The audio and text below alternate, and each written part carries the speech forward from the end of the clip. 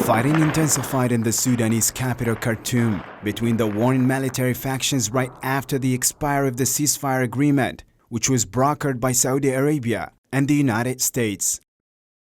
Right now, also, as I am talking to you, there are heavy clashes in Khartoum capital, especially in Khartoum central areas and in western Khartoum. The army is conducting heavy shelling there, targeting the RSF headquarters, which are located in western Khartoum.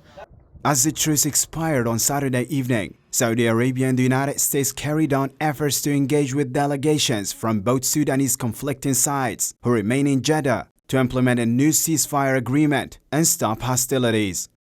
The Kingdom of Saudi Arabia and the United States of America are keen to continue talks with the Sudanese negotiating delegations. The Kingdom of Saudi Arabia and the United States stand ready to resume formal talks and remind the parties that they must implement their obligations under the May 11th Jeddah Declaration of Commitment to protect the civilians of Sudan.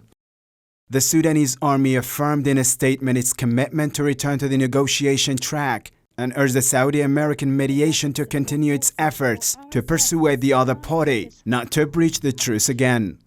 We also agreed to more than one armistice and ceasefire proposals, despite the rebels' non-compliance with its requirements and persistence in committing repeated violations of it, in addition to their failure to implement any of the points signed in the Jeddah Agreement.